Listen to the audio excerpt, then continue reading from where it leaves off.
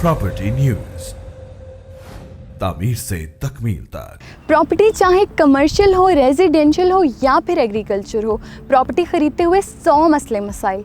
क्या है इन मसाइल का हल? अस्सलामुअलैकुम, प्रॉपर्टी न्यूज़ के साथ मैं हूं कायनात अब्बासी। प्रॉपर्टी ख़रीदते हुए अक्सर हम बहुत सारी गलतियां करते हैं। आज हम बात करेंगे कुछ ऐसे पॉइंट्स पर जिन पर अमल करके आप किसी भी किस्म के प्रॉपर्टी के नुकसान से बच सकते हैं। पॉइंट नंबर 1, सबसे पहले आपने ये देखना है कि जो प्रॉपर्टी बेच रहा है क्या वो उस प्रॉपर्टी का असल मालिक है भी या नहीं। अगर तो वो असल मालिक नहीं है तो वो असली ऑनर के बिहाफ पर प्रॉपर्टी बेच रहा है तो क्या उसके पास मुख्तारनामा है या नहीं। पॉइंट नंबर 2, अगर तो किसी नाबालिग बच्चे के नाम पर कोई प्रॉपर्टी है और उसका कोई रिश्तेदार वैसे ही आपको प्रॉपर्टी बेच रहा है तो इस बात का लाजमी ख्याल रखें कि क्या उसने अदालत से परमिशन ली हुई है, क्योंकि वो अदालत की परमिशन के बिना प्रॉपर्टी को नहीं बेच सकता। जी तो व्यूअर्स, हमारा आज का तीसरा पॉइंट ये है कि जब भी आप कोई प्रॉपर्टी ख़रीदें, चाहे वो रेजिडेंशियल हो या फिर कमर्शियल हो, जिस प्रॉपर्टी डीलर से आप प्रॉपर्टी को बाय करें उसके अबाउट ज़रूर वेरिफिकेशन करवा लें कि पास्ट में उसने किस तरह से डीलिंग की है। अब ये तो हो गया कि आपने वेरिफिकेशन भी करवा ली प्रॉपर्टी डीलर के अबाउट।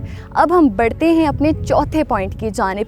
जब आपने वेरिफिकेशन करवा ली तो अब आपने लाजमी उस जगह को विज़िट करना है जहाँ पर आप प्लॉट बाय कर रहे हैं, क्योंकि अक्सर ऐसा होता है कि कुछ प्लॉट्स आपको कम रेट्स में मिल रहे होते हैं और उनकी वजह ये होती है कि वहाँ पर ऑलरेडी कब्ज़ा होता है। तो इसलिए इस नुकसान से, इस परेशानी से बचने के लिए उस जगह को लाजमी विज़िट कर लें जहाँ पर आप प्लॉट को ख़रीद रहे हैं।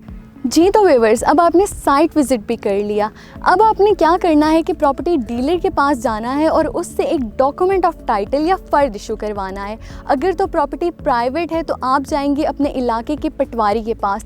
जब पटवारी सारा रिकॉर्ड चेक करेगा और सब कुछ क्लियर होगा तो वो आपको एक नॉन इनकम्बरेंस सर्टिफिकेट इशू करेगा, जिसका मतलब ये होगा कि जो प्रॉपर्टी है वो बिल्कुल क्लियर है, उस पर कोई केस नहीं है, कोई स्टे नहीं है।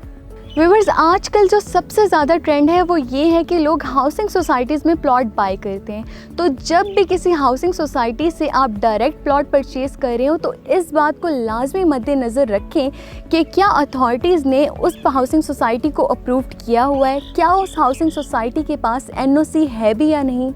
जी तो व्यूअर्स, अब आपने ये भी वेरिफिकेशन करवा ली कि जिस हाउसिंग सोसाइटी में आप प्लॉट बाय कर रहे हैं उसको NOC मिला हुआ है। तो आज का हमारा जो लास्ट और सबसे अहम पॉइंट है वो ये है कि अगर तो आप किसी बंदे से डायरेक्ट प्लॉट परचेज़ कर रहे हैं किसी हाउसिंग सोसाइटी में तो आपने उससे डॉक्यूमेंट ऑफ टाइटल की एक कॉपी लेनी है और उस हाउसिंग सोसाइटी के ऑफिस को विज़िट करके ये वेरीफाई करवाना है कि क्या ये बंदा वाकई इस प्रॉपर्टी का ऑनर है भी या नहीं।